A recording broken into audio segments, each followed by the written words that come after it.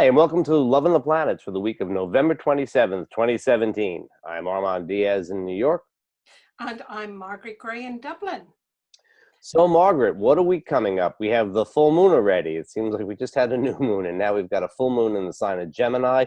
But there's a lot of stuff going on this week. I feel that it's a week when there's a lot of activity in the sky. I think it really is, Armand. And we've had, we're kind of moving out of that very intense scorpionic energy at last, I think. So it's shifting. So I think we're really going to feel that in relationships, that we're moving out of that kind of digging and dredging up all the old things and really kind of moving forward a little bit more, particularly with Venus moving into Sagittarius. I think that's going to kind of give us a lift of, much lighter feeling and dynamic. And of course, there's also the Mars-Uranus opposition. So, and then the full moon. So there's a lot going on, but it just has a very, very different feel about it. We're dealing with Mercury retrograding. That's an event for the week. And the full moon is in Gemini, Mercury's sign, and the full moon is square to it's coming square to Neptune. Certainly the moon will get ahead to square Neptune right after the full moon. So I feel that there's there's a little bit of confusion going on if we want to. There really is, and I think one of the core themes is really around communication this week. So I think it's kind of gone really from the underworld of the emotional depths to much more the mental level. And absolutely, I think there's going to be a little bit of confusion around the mental realm because of the Mercury retrograde and the full moon. And we start, of course, the beginning of the week with Mercury conjunct Saturn on the Tuesday in Sag, and Mercury is in shadow. So the focus immediately is on communication, but with Saturn, we may feel like we want to express something, but we can't quite express what we want to express. So that can build up quite a bit of frustration because, of course, relationships are based on communication. So I think when there are issues with communication in the sky, it really throws us in our personal relationships.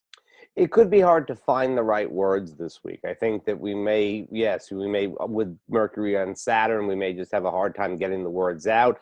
And then as the week goes ahead and Mercury retrogrades and we have the full moon square Neptune, I think that maybe what's going to happen is maybe we'll sort of say the wrong thing, or maybe say something other than what we really intended, or we may say exactly what we mean, but it may be taken differently. So I think that we have to be a little careful with communication, and remember too that all of those Sagittarius planets, because now we're going to have Venus and then the Sun and Mercury all in Sag with Saturn, a lot of Sagittarian energy, but Jupiter, which rules Sagittarius, is still back in Scorpio.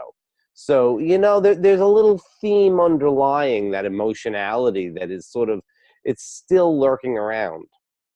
That's a really good point, Armand, and very important to keep in mind. My Aries sun has jumped ahead into the positive Sagittarian energy, kind of leaving behind all the rest, but it's true, Not that it's there. Scorpio's negative. We're not saying that. No, my moon likes it. It's there. So, but also to keep in mind that there is something a little bit erratic kind of on the Friday, just before the full moon. We've got the Mars-Uranus opposition. And I think that's particularly important for relationships because the Mars is in Libra, of course. So it's really, there could be some unexpected events in relationships. There could be, a sense of impatience, of frustration. So, and just before full moon is not an ideal time to have something like that because it can be great for new beginnings. But just before the full moon, I think it's stirring up quite a bit of, energy. I think also too, some of the things that we had tensions about back around the third week in November, right around the new moon 2 weeks ago, when Mars was squaring Pluto, that may have been the point where we sort of felt the tension, and it may find its release now at the around the full moon. So it's a little bit dicey, and of course with the Neptunian theme of the last couple of weeks, we may be operating on misinformation or misapprehension.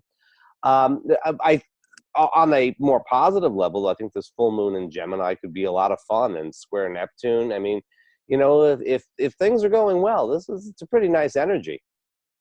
It really is. It could be a playful energy and, time to go out either with friends or with a significant other on a date, or, it just feels like there's more action. I think for a while we've kind of felt really swamped with all these really heavy feelings where we almost just wanted to hibernate. And I think now, as we go towards, we've had one holiday and there's another holiday coming up and so on, it feels like it gives us a little bit of time at least to go and do some holiday shopping if that's what people are into, and go and meet friends that maybe you haven't seen for a while or whatever, and have some fun. I think especially towards the weekend, get out, have a good time, enjoy the full moon energy. Full moon in Gemini is just, it should just be fun.